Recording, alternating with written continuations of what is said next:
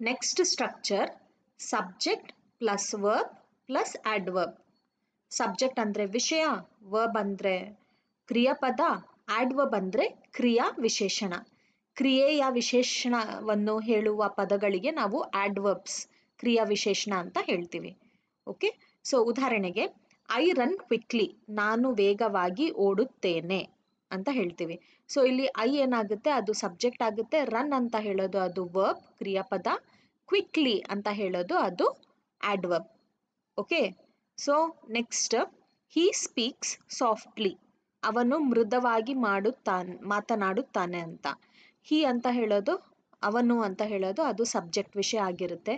Speaks ಅಂತ ಹೇಳೋದು ಕ್ರಿಯಾಪದ ವರ್ಬ್ ಆಗಿರುತ್ತೆ. ಸಾಫ್ಟ್ಲಿ ಅಂದರೆ ಮೃದುವಾಗಿ ಅಂತ ಅದು ಹೇಳೋದು ಅದು ಆಡ್ವರ್ಬ್, ಕ್ರಿಯಾ ವಿಶೇಷಣ ಆಗಿರುತ್ತೆ ಇಲ್ಲಿ. ಓಕೆ, ಸೊ ನೆಕ್ಸ್ಟ್ ಉದಾಹರಣೆ ಶಿ ಸಿಂಗ್ಸ್ ಬ್ಯೂಟಿಫುಲಿ, ಅವಳು ಸುಂದರವಾಗಿ ಹಾಡುತ್ತಾಳೆ. ಸೊ ಇಲ್ಲಿ ಶಿ ಅಂತ ಹೇಳೋದು ಅದು ವಿಷಯ, ಸಬ್ಜೆಕ್ಟ್ ಆಗಿರುತ್ತೆ. ಸಿಂಗ್ಸ್ ಅಂತ ಹೇಳೋದು ಅದು ಕ್ರಿಯಾಪದ ವರ್ಬ್ ಆಗಿರುತ್ತೆ. ಬ್ಯೂಟಿಫುಲಿ ಅಂತ ಹೇಳೋದು ಅದು ಒಂದು ಕ್ರಿಯೆಯ ವಿಶೇಷತೆಯನ್ನು ಹೇಳ್ತಾ ಇದೆ, ಅದಕ್ಕೆ ಅದು ಆಡ್ವರ್ಬ್ ಅಂತ ಹೇಳ್ಬಹುದು. ಸೊ ಬ್ಯೂಟಿಫುಲಿ ಅಂತ ಹೇಳೋದು ಅದು ಆಡ್ವರ್ಬ್ ಆಗಿರುತ್ತೆ ಇಲ್ಲಿ.